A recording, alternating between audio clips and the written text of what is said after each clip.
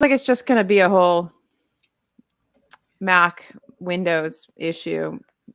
So What with your phone using it as a no, the reason why the webcam's not working, my Kaio, isn't I think there's like a driver update or something, and I can't do it because these are Windows devices because they're gamers and I have a Mac. So Oh, so that means I'm eventually going to run into this problem. you might.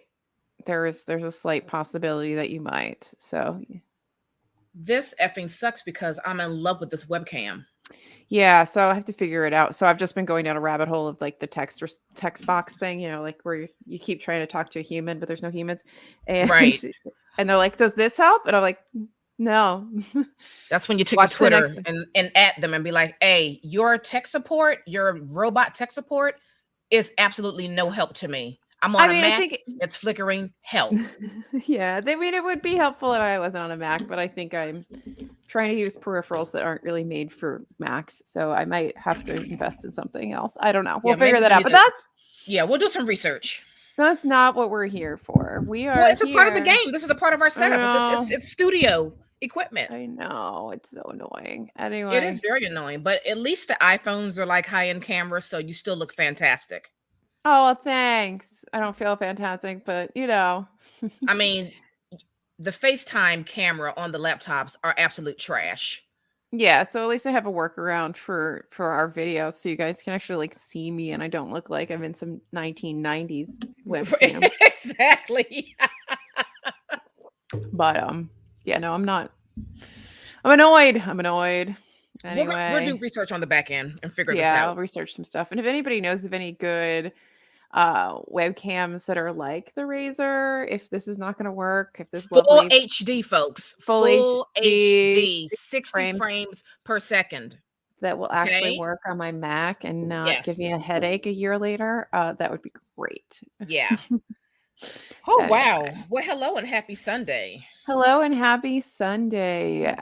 We actually have a little bit of a hard stop on this one because I'm going furniture shopping. So Oh, okay. What's our heart? Well, what a cool hour yeah, pretty much as it should be. as it should be. So let's get it going. So like no monkeying around today. Let's get right into it. What are you reading? What are you reading, Naomi? Well, the other day or sometime this week, I started the book Perish by Mm-hmm. Latoya Watkins. Mm-hmm.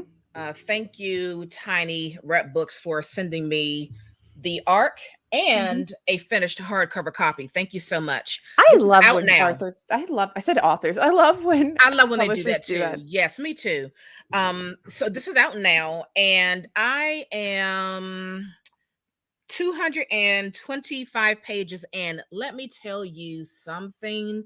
The writing is so good. I think I found a new favorite author. This is the story about a family that is steeped in trauma. We're talking generational violence, inherited trauma. It is it is so heavy to read because seeing the effects of the abuse that these now adults experience as they were children and how that's playing out in their lives is so incredibly heartbreaking. You just want to die.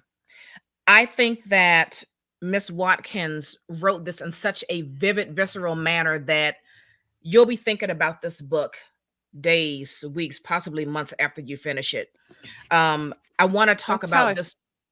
Oh, what That were you going to sounds say? like how it just sounds like how I'm feeling coming off of Betty. So Right. lots I of was just trauma, never going to forget it. right. I want to talk about this one scene really quickly though, because it just really, really shook me. So um a mom, what is her name? I forget her name, but one of the sisters who's now a mom, she has a brother named Bacon, and she also has a little boy. And she watches a scene where Bacon, her brother, like touches the shoulder of her son, and the son like shudders and like and it brings her back to when they were abused as children, including the brother. Mhm. And she questions herself, like, was I wrong for leaving him with my brother? And then she stops herself and she's like, no, Bacon was wrong. She had been wrong to allow him to stay, but this couldn't be on her. And then she says, the boy's evil flowed because he existed at all. Bacon hadn't needed to stop the boy's mouth at all. Maybe it was what the boy wanted. Perhaps he was born for such things because he had been born of such things. This is when I had to close the book for a minute and just walk away. And just walk away, because that right there really shows you how entrenched and how deep that generational trauma is. So I highly recommend this book. I'm not done yet, but I love it. It's fantastic. I love a good Parrish, book Latoya that Watkins. I love a good book that like you actually like viscerally feel it and you have to take breaks because Yeah. clearly Yeah. if you've been following on Instagram, we're doing all this in real time. I literally finished Betty at like 11:55 last night, and it was Yeah.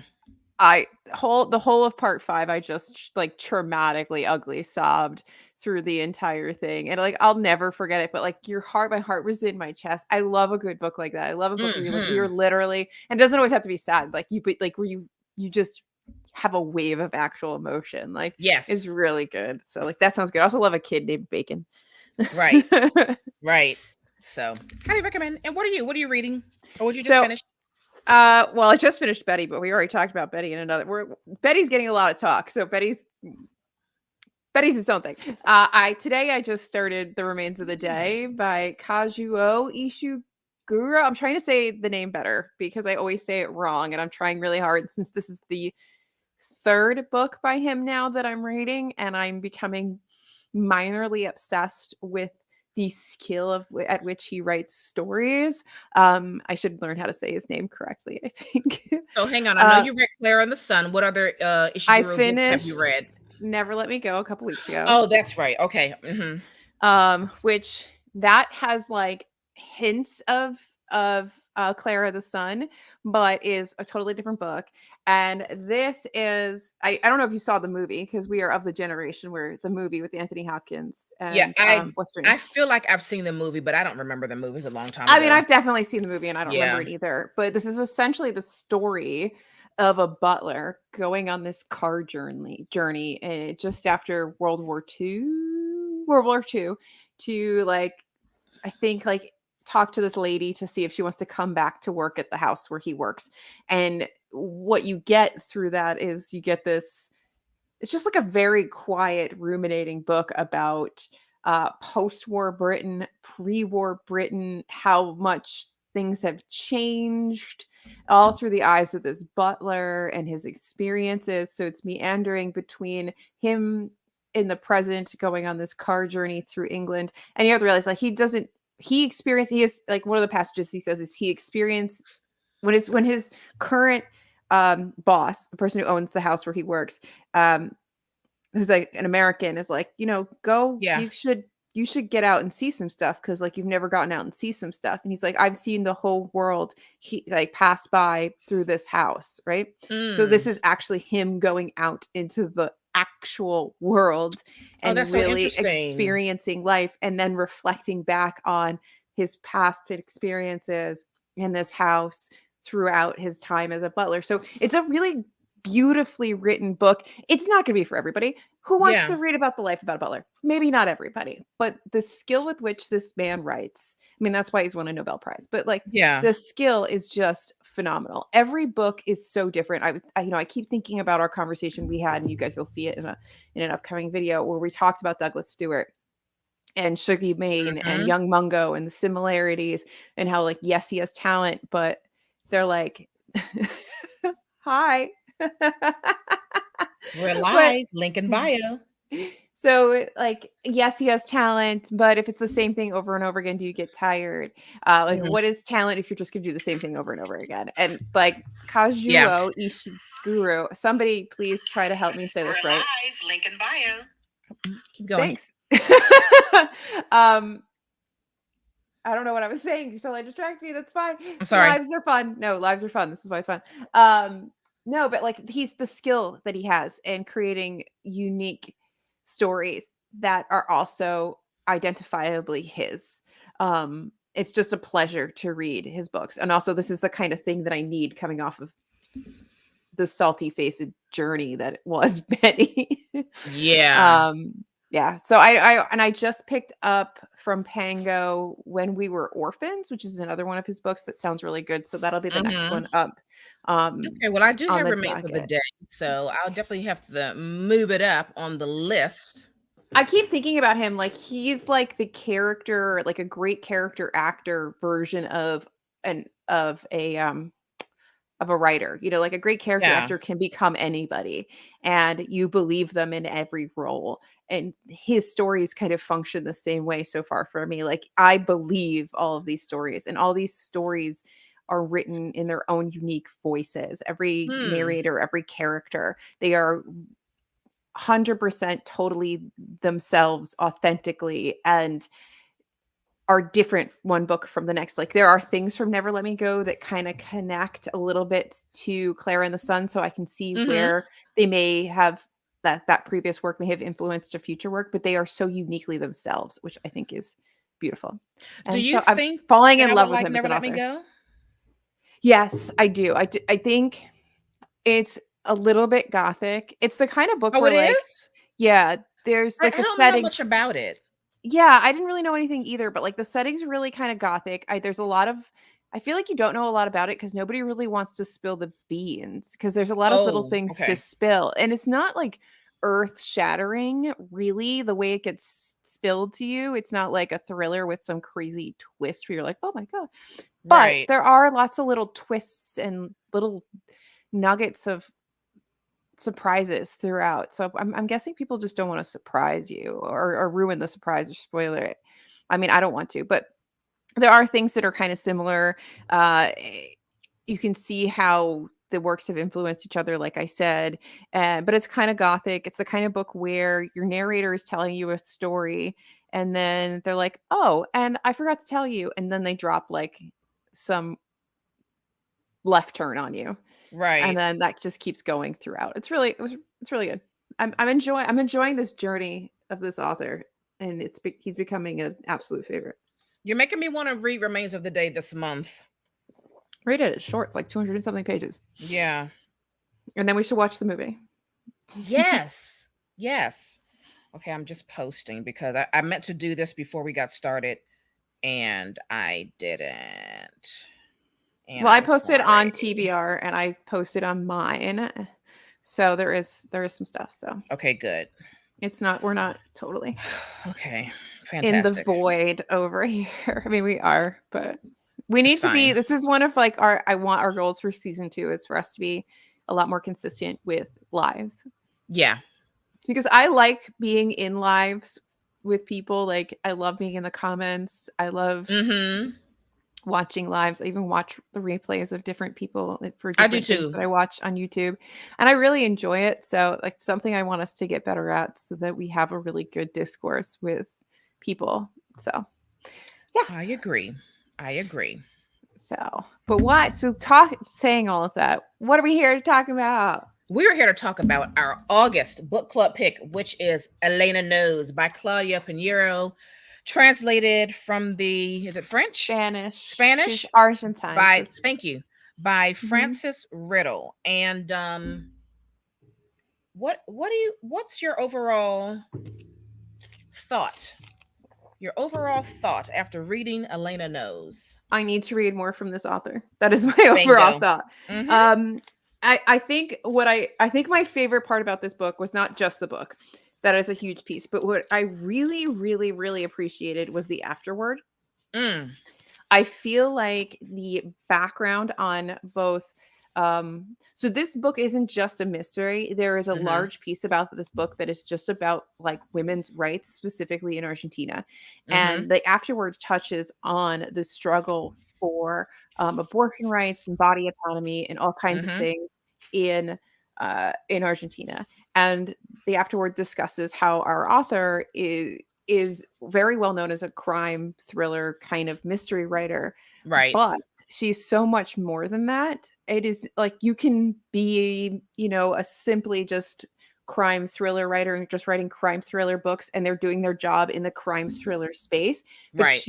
her works really take it up a notch, to add in social Social commentary issues. and issues, Yeah.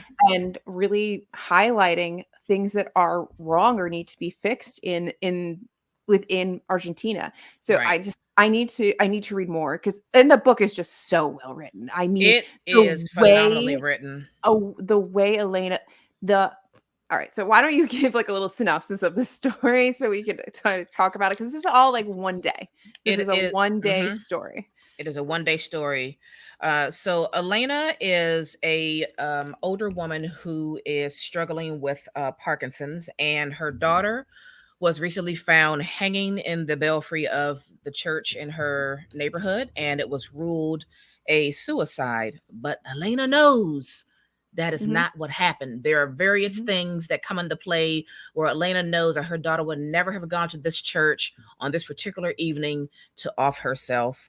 And Because it it's is raining. because it's raining. It's the journey of Elena trying to get to a particular person to get help to prove that her daughter was murdered. And I'm gonna just tell you that the things that were unfolded and revealed in this later half of the book, there is no way in the world I would have ever suspected it. So when certain people say stuff like, I don't really like mysteries, and they just, push this book to the side, you all have got to be a little bit more open-minded, because this is so much more than just a mystery.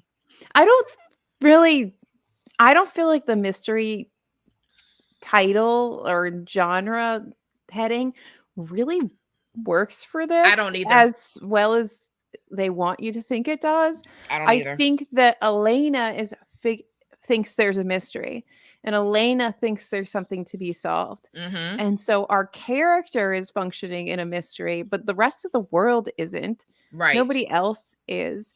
Really, this is one woman struck by grief, struggling with late stage Parkinson's, trying to come to terms with everything around her and with her daughter, and then reflecting back on her experiences with her daughter in her life, all these things. And it's a very sad book. I believe I actually cried. It's incredibly sad. And this book also made me extremely anxious. Yes. The way Piñeiro describes how Elena has to plan and strategize like every piece of her day just to get through it, having Parkinson's, was so heavy. It filled me with anxiety. And you know what else I realized, what I felt like? I also felt like the pill that Elena has to take that suppresses the effects of Parkinson's, I felt like that actual pill was another character in the book. That's how present it was. That's how crucial it was. That's how important this pill was. That pill was going to determine whether she could stand up on her own a little bit, whether she could speak correctly. That pill determined everything. I was filled with anxiety reading this book. I mean, well, I think that the structure that they she sets up for the book, so the book is broken into parts, and I don't even think you start with her morning pill. Like, she has to take 4 pills a day, and we're going to assume that she's already taken her first dose, and then every part is a different dose of her medications right up until the end. And every time, like, Elena has to time everything specifically to those medications, because as soon as they start to wear off, she feels the effects of them. She can't take them too early. She can't take them too late. A lot of the things with Parkinson's is you're messing with dopamine. So actually, if you overdose yourself with Parkinson's, you can almost give yourself schizophrenia, because they're both working out a spectrum of little or too much dopamine. So it's a very interesting disease to the management of it. It's very debilitating. It's so frustrating, because she's still she's still a human and she still has Yes. thoughts and feelings, but you also see how like degrading the disease is on her. It's not just this Yeah. having to time out your life to these pills so you can walk, so that you can feed yourself, so you can do it. But she's like, she was a woman that took care of herself, and now she, her daughter, she's flashing back on these moments with her daughter where her daughter's telling her she's disgusting because she's covered in just spittle and food, and she can't take care of herself, and she like smells, and she's all these things, and you Yeah. can see the caregiver fatigue in her daughter Oh on my top of it. gosh. And I think that's Yes. something, and I feel like I'm just like all over the place with this book, but I feel like that is something that we don't talk about enough Mm-hmm. anywhere, is the like, you're just expected, especially daughters, mothers, wives, women, Mm-hmm. you're just expected to take care of people and to be okay doing that. Yeah. And it's a strain being somebody's Yeah. full-time caregiver, especially when you're supposed to be a young person. You're trying to have a relationship. You're trying to have a life. This daughter was attempting to be normal, Mm-hmm. and she really couldn't be because she had to take care of her mother, and the resentment that builds over time from that Yes. fatigue is so palpable throughout the entire book. It And like is, let alone she's actually, she doesn't have time to grapple with the fact that she's losing her mother. Mhm. She doesn't have time. There's no time for her to just feel the impending grief that's going to be coming upon her or anything, because she's in caregiver mode 24/7. Mhm. And I'm sure there's also a little bit of guilt back there of feeling so angry about what she has to do for her mother. But these are all natural and human emotions. But Yeah, I but mean, you're I was not dying for the daughter. yeah, but I don't think you're, like, allowed to express them. Like, people look down on you if you're like, "I don't wanna do this. It's exhausting." I mean, we Yeah. even see it in the hospital sometimes. We'll get a patient that's, like, a full care patient, and they've been at home forever, and their wife has been taking care of them, and now they're at, like, even worse, and now the wife's like, "Well, I don't want them back." Somebody is walking And up to my door and I feel like they're going to ring this doorbell. at least you don't have dogs. There's no barking. Just ignore it. It's fine. Oh, I'm going to ignore it. I just want to let you know. Go ahead. Well, no, but like we see it all the time, and you'll hear like, well, the wife doesn't want to take the patient home anymore. And you're Yeah. like, there is like a split camp. There's a lot of people that act like that's really bad, or just like you get this feeling like they're judging. And there's Yes. people that are like, no, I get it. Like this person is a total care person. They've been doing it for years. It's only getting worse. They're overwhelmed. They don't want to do it anymore. And there's not a lot of systems in place. Between, I mean, it's not that different than Argentina in that sense. It's hard to get care to, and it's hard to get, it's hard to find a home to put your loved one in. Those things are not easy. I will say that, like, if you have funds of any amount, it because so like my ex-husband's from Argentina, and when his grandmother got very sick with dementia, and needed to be put in a home, before she got to a home, there was a lot of discussion of getting somebody to live in with her, and Mm-hmm. it's much easier comparing to America to find um like a live-in maid that also does like some home care, Oh, wow. That's and incredible.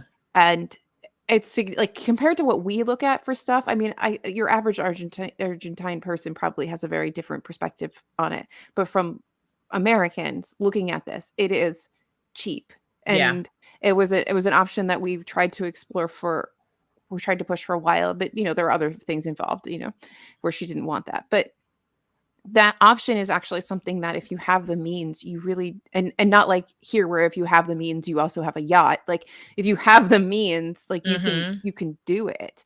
Um, but still, it's just having someone that sick is so hard. It is. It is. It's It's very so, hard. so hard. It's very hard. But as we were, I want to find that part, as we were reading, um, and yes, there are many parts where the daughter is talking about basically just how gross her mom has become due to this Parkinson's. But you also read, as Elena is like thinking back to some, memories with her and her daughter, they seem to have always had some kind of a tension-filled relationship. It They seems don't have like a they, relationship like you and your mom. for sure, They they have seem more to of a always be relationship like me and bickering my mom. or arguing about something. So, you know, I don't. It doesn't really say like where those issues stem from or how they got to that place, but it is very clear that they weren't this, all loving, mother daughter, kind of a Well, relationship. They bicker a lot and they seem to butt heads quite a bit. well, I think there is one seminal moment where the daughter has to have just lost any sort of desire to have a loving relationship with her mother. When her mother decides that something's not quite right with her periods and takes her to the hospital and they invasively check her lady parts. Mhm. And it is the way it is described. I mean, you are you are You clenching you and are, yes. crossing, and you are, as a woman, you Yes. feel the violation on her behalf. And the fact that this is something that some very cold doctor and your Mhm. mother just decides to do to you, you have Right. no say. It's bing bang boom. It's and like kick you right out the door, and Right. it's violating, and there's And no traumatizing. anything around that to like Yeah. um counsel, or there's no softness around that moment. And Yep. I mean, I would be resentful of my mother if she put me through that experience. And I don't think that Elena, when she's telling it, sees how violent and traumatizing that was for her, even now, how violent and traumatizing that was for her. Well, we come to realize that Elena doesn't see a lot of what Hmm. is really wrong. She doesn't really get it. It's almost like she's looking at things out of rose-colored glasses or something. She Hmm. doesn't actually see the wrong or the detriment of a particular decision that was made. She doesn't see the harm that was Hmm. done. She just is oblivious to Hmm. it. Could that be generational, from the time in It which might she be. was, raised, lots of things can play into that, but she definitely doesn't really get it right off the break. But I think the sad thing is, and I know lots of people like this.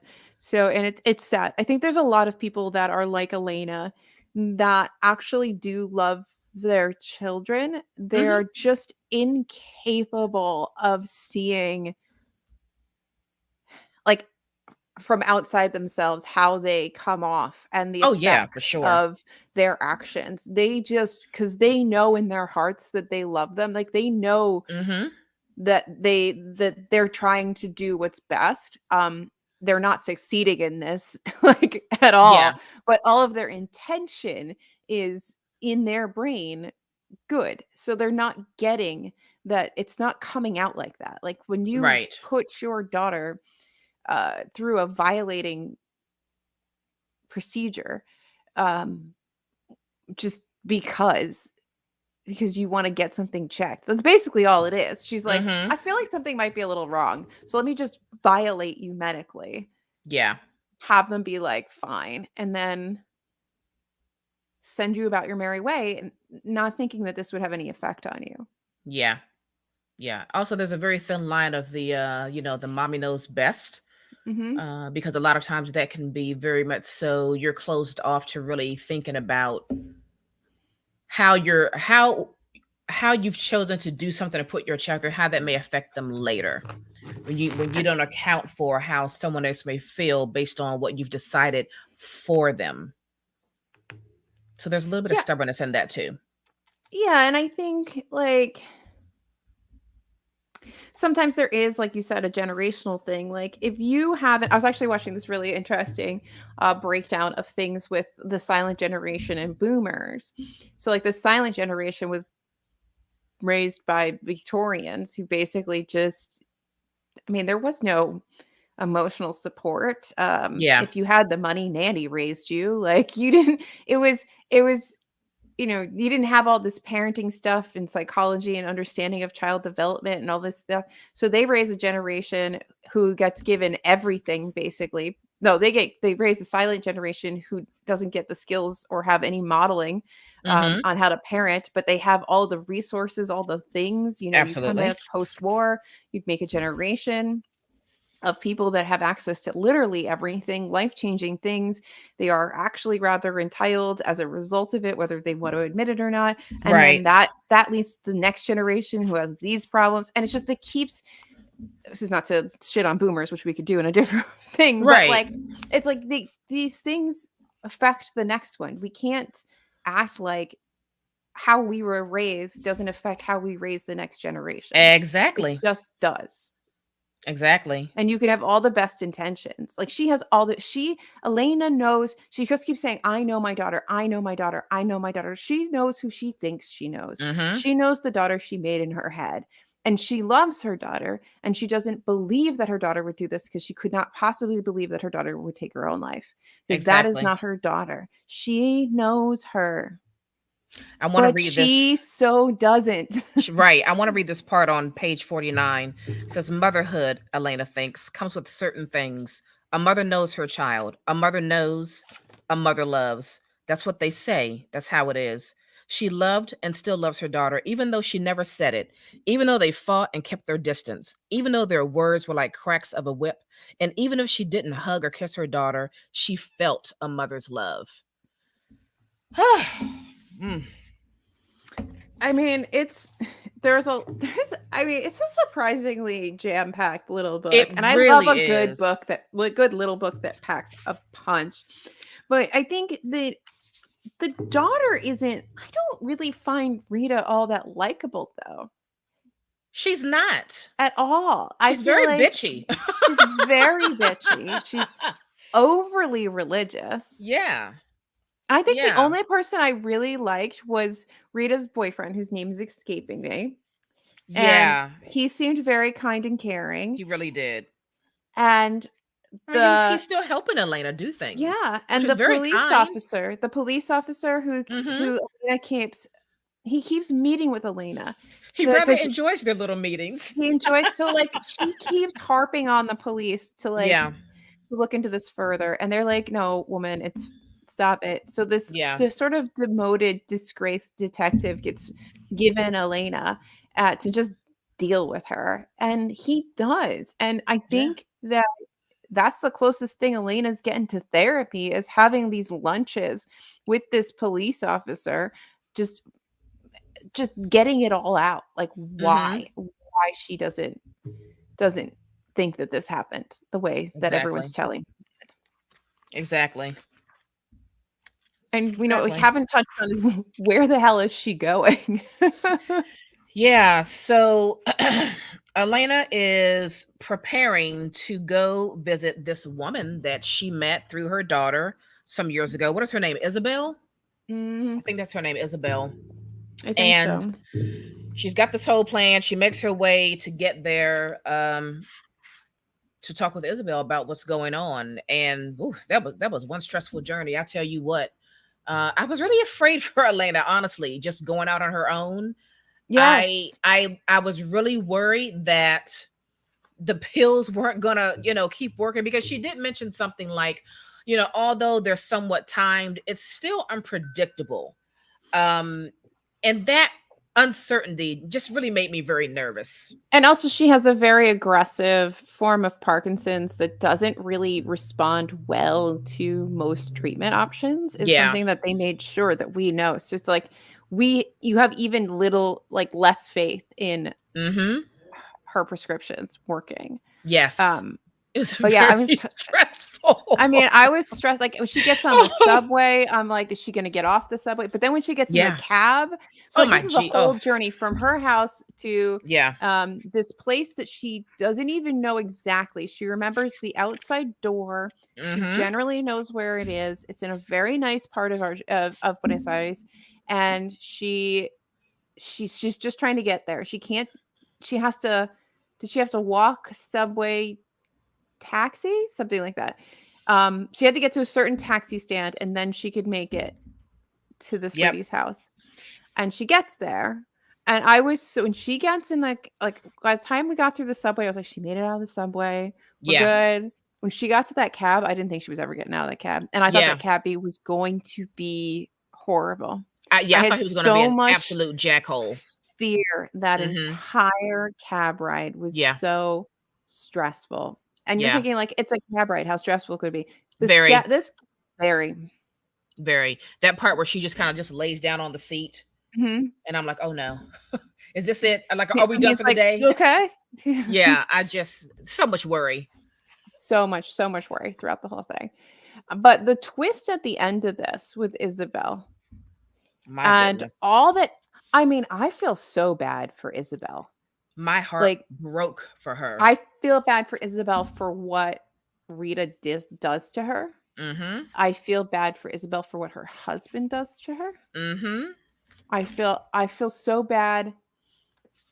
And this is where the women's rights aspect comes into it. This idea that a woman could have a say over how she wants her life to look and Yeah. function and what she wants to do with it, down to what comes out of her own body or doesn't, like, is something that until very recently was not an option for women in Argentina. I think Right. they didn't get abortion rights until 2020, I almost want to say. I feel like it was during the pandemic. Um yeah, December 2020 was when, It's crazy. It's absolutely insane. and now here we are. Yeah. And now here we are. You're right. And now Yeah. here we are. So I Hmm. I mean, it's I don't want to spoil the end of this because I feel like the momentum leading up to this moment. And Yeah. then when these two women finally sit down and you get two Ritas that sort of meet, and two Mhm. Ritas that Elena has to reconcile. And I feel so bad for Elena when she gets to Isabel's. So bad. Yeah, because it was a earth-shattering moment for Elena, you Like know? that's like life altering Yeah. because everything you've ever believed. Hold on, give me Mhm. just like Yeah. everything you've ever known is not quite true. Yeah. It was really fun to watch her go when she was, because I've never been on the subway because I just never went on the subway there.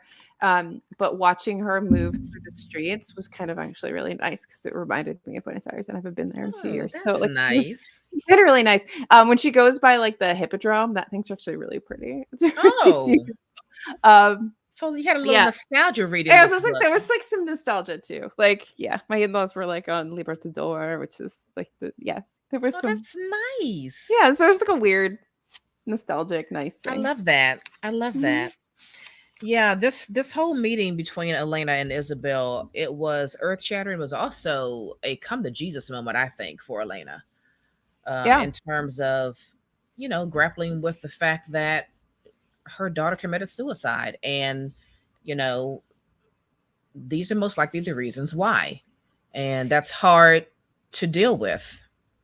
Do you think it was good for her to know that before she dies? Because essentially, Elena's gonna die soon. Like at Hmm. some point, her bodily functions just aren't gonna happen anymore, and that Yep. includes things like breathing. And she's done, right? Like Yeah. she is rapidly degrading. She is very sick.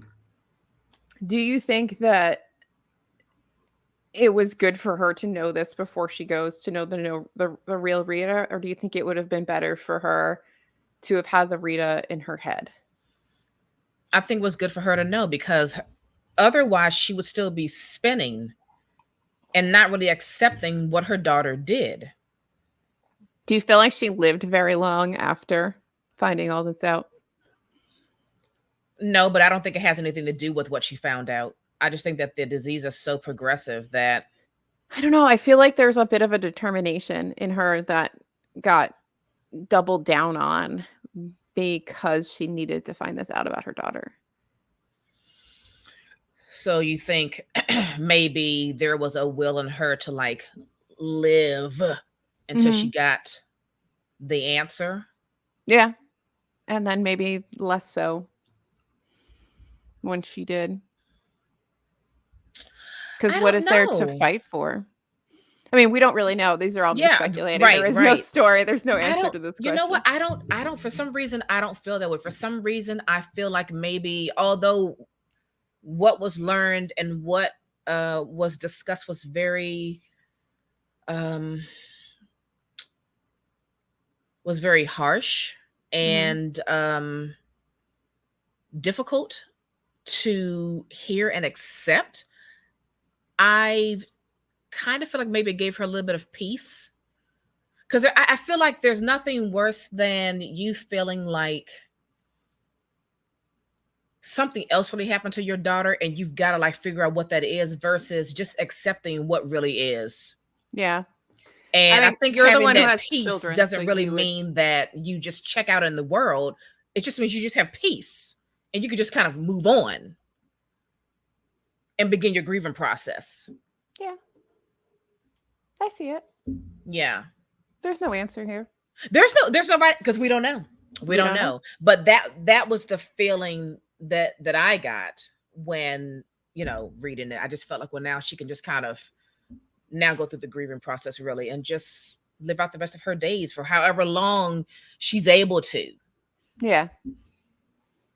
I really, which doesn't seem that I long like. based on this disease, but Yeah, I kind of liked Elena. I don't know. She kind of reminded me of a lot of women I've met in my life that have, of a certain age that, you know, I like and it Rita kind of less. I like Elena more. yeah, I don't really Because like Rita. I like yeah, Elena. everyone always says like, oh, Elena's, kind of difficult. And She is difficult, but but I didn't find her unlikable. I yeah, found Rita very very unlikable, but unlikable. I was okay with Elena. But I like little old ladies too, though. Just in general, I like little old ladies. And I think, like, in my head with Elena, I'm actually picturing my former grandmother-in-law Mm-hmm. and, like, who was an incredibly, like, impeccable, stylish, put together woman, and then went through dementia, and, like, the 180 that kind of life-changing Yeah. progressive disease does to your person, and how Mm-hmm. you are not you anymore, and, like, Mm-hmm. that's, like, the thing that Elena is fighting this entire one of the things she's, like, fighting. She's fighting the thing that's making her not Elena anymore. Right. Right. So, Absolutely. and then I think, you're right, there's this layer of, because that same page where you were reading from, right? I think you were, like, on 49. Elena Mm-hmm. goes into a whole thing about, am I even what happens to a mother when they don't have a child? Are you even a mother anymore? Anymore. Exactly. Or, like, what name does she have now that she's childless? Has Rita's Mm-hmm. death erased everything she was? Her illness didn't erase it. Being a mother, Elena knows, isn't changed by any illness, even if it keeps you from being able to put on a jacket or freezes your feet so that you can't move, or forces you to live with your head down. But could Rita's death have taken not only her daughter's body, but also the word that names what she is? Yeah. I mean, I don't know, there's a lot in here. It's a There very, is. I mean, she seems to be more dehumanized by the loss of her daughter than she does by the loss of her own Oh control over her yeah, body. because it's so unnatural for a mother to lose their child. And It's also, I think so she still has unnatural. her mind, which is a big piece here. Absolutely. And when you have children, you build your life and your world around them. And then when they're gone, it's like, I don't know, a big piece of your identity is just like it, I don't know, and like in purgatory almost. I can't imagine. I don't ever want to imagine that. I mean, it's a good question. I mean, when your husband dies, you're a widow. When your child dies, what are you? When your parent dies, you're an orphan. When your child dies, what are you? Well, when your parents die and you're a child, you're an orphan. When your parents die and you're a grown up, You're still technically an orphan. are you though, really? I mean, orphan just means you're parentless. Mm, I feel like you're still a mother, period. You're a mother still. There's no word for it, I don't think. I just think you're a There's no mother. word, but, like, that's the question that, I know. like, who am I now? Oh, it's so hard. It's so hard. This book is so good, and I really encourage everyone to read it. And I think I wasn't aware of the, like, the women's rights aspect of this going I into wasn't it, either. which is what I was trying to tell you the other day when we were recording, and you're like, "Don't say anything." And like, I just feel like that was like this, given everything that's happening in America, that layer right on smacked on top of Mm-hmm. it. Reading this in August for Women in Translation Month, for all of Yeah, those things coming together, it just felt like this was perfection. it really was. Mhm. Is this her only book that's been translated into English? I don't know. I don't think there's a lot of them. I feel like there was something else, but I don't know. Well, after reading this book, I can see why it's won these 1, 2, 3, 4, 5, 6, 7 prizes. Yeah. It's a phenomenal book. And I mean, it is from 2007. I think it looks like it was originally 2007. Mm-hmm. published. So, I mean, it's it's a doozy. A I good mean, doozy. I'm not gonna lie. I still want to talk about the ending so badly. I want to talk about that whole thing with Isabel. I really do, because I mean that just whoa. And Naomi, we cannot ruin that. Sometimes I let us spoil things, but we I cannot ruin that. know, That one I we know. cannot ruin. Oh my god! Just everyone, just pick up this book, please. Just And when you pick it get to up. the ending, DM us. Yeah. But There's so many things. I have so many notes in I this didn't book. have tabs with me at the time. I just was like, I just have like, you probably can't even see it since pencil, I but mean, like I I've have just so got many things so many written things written down. in this book. I had so many questions, so many thoughts. Just it's oh, I really want more of what she's written. Yeah. Well Uh, done. Thank you, Charcoal Press. yes. And thank you for the afterwards. I feel like It that helped. insight into the author and the nuances of their writing is just Mm-hmm. phenomenal. And the like history around women's rights in Argentina was just added so much to the story if you didn't already know about the struggles. Um, yeah, She has a lot of books, and I'm like, who do I need to start a petition to I don't get know. these books translated? Because I mean, I She am has been writing thirsting for for a really more. long time. We can try to make Jesus read them to us and translate. I mean, she has got a lot of stuff here. My last thing I want to say is, um, again, if you're this is being billed as a mystery, but and if you don't like mysteries and you've put this off because you don't like mysteries, just pick it up and read it anyway. It's so much more than Get that. over yourself. It's Yeah, it's just read so the much book. more than that. Just Mhm. be a little bit more open minded. Yeah. Um, yeah, Yeah. Anyway. fantastic, phenomenal. Uh, I gave it 5 stars. Yeah. I mean, I yeah, I cried. It's I five gave it stars. 5 stars. I mean, it was just hitting me too hard. It was really good. It was really Yeah. freaking good. Um, all right. So you ready to talk about what to read next? What you all need to read next is The Weight of Blood by We Tiffany D. Jackson. That's what you need to read next.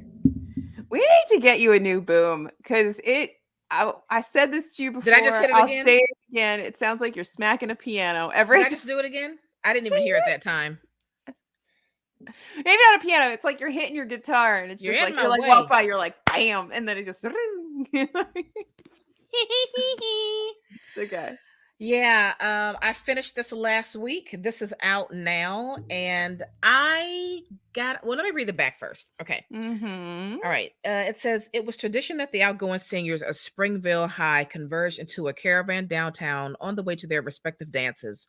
The townspeople would line the Main Street parade route and lawn chairs to catch glimpses of the partygoers in their fine gowns and tuxedos. No one knew it would be the last time that most of them would be seen alive. This is a very racist town. They have the white prom, the black prom, that kind of thing going on. This is like a what's the new word they use? A reimagining. I hate all those words of Carrie by Stephen King. Mm. Um, I want to say Is one. it just a reimagining because it's prom? It's because Maddie has that telekinesis thing going on as Ah, well, okay. All right. and so her mother is black and her dad is white, but her dad raised her to be white, and she is white passing because she is very, very, Ooh. very light skinned. He has kept her away from all media. There's no social media in their house, there's no internet. They don't watch regular TV. He has thousands and thousands of hours of recorded, like old time shows, all the Mhm. old white shows, and that's what they watch every day. He has this closet that he puts her into when she's being bad, and it's covered with photos of Oh. like white female starlets.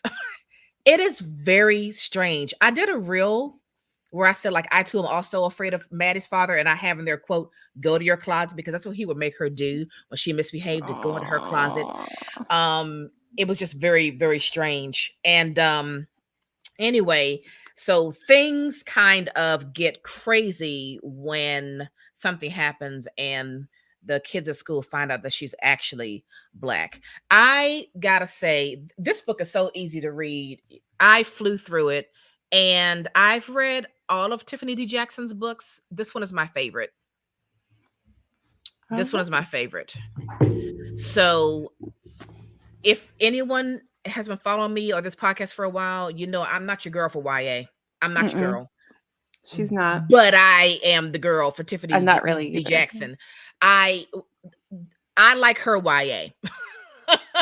And this one is my favorite. This is my Mm. favorite. The Weight of Get in your Blood. closet. It's out now. He says, go to your closet. Go to your That's what closet. I'm gonna say to you, and you're bad. Go to your closet. Go to your closet. Yeah. Out now. That's Get what it. Naomi's Put gonna. hands on it. That's what Naomi's gonna say when I'm not doing what I'm supposed to do because I'm chaos in a person, in human form. Just go, Listen, go to your closet, Go to figure your your shit closet. out. I'm still working through the pile that I had. I didn't make you pick a number this time, but I have Mindy McGinnis's A Madness So Discreet, which I think is, well, it's a little older. I really enjoyed I've this. seen that cover before. It's really good. I think it's Okay. good for like us going into spooky season.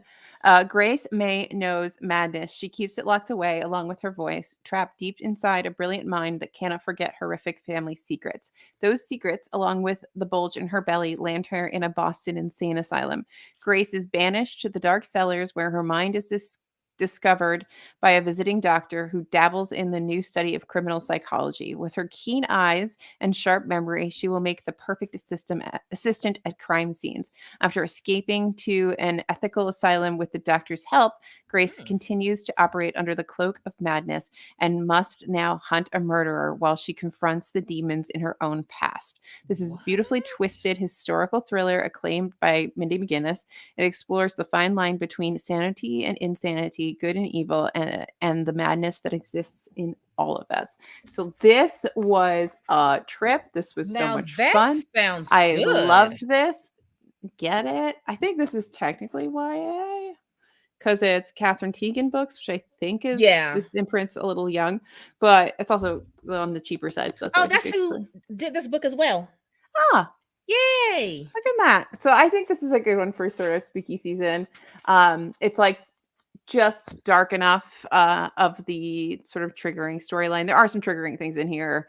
It's really this would actually probably make a fun show to like use as a, maybe not verbatim, but like to use as like a jumping off point or inspiration for like a CWE kind of show. Well, I want someone to pick up The Weight of Blood. Yes, and also thank you, Epic, for giving me this advanced copy. I hope someone is in talks with Miss Jackson about adapting this. Every time someone Quite says honestly, they just need to adapt all of her books. Let's just be real about it. They need to adapt all of her books. That's just what they need to do. Anytime anybody says Miss Jackson, you know what happens in my breath. Yes. With my breath? What did I say? With my next thought is I know there's a woo. Oh, Lord help me. All right. Anyway, I had to get going because somebody, you can probably hear me, booked a hair appointment for the middle of our time that this place is actually open. And we only have like an hour, so I have to get going. Well, we got through it. We did what we had to do. We've stuck to the time limit, and yeah. Yeah, Elena Knows. Read it. Get Elena Knows. Read it's this. more than a mystery. Read this. Read The Weight of Blood. Read all the things. Read Perish. Yes. All right, we're out of here. That'll do We're it out for of us. here. All right. All right. Bye. Bye.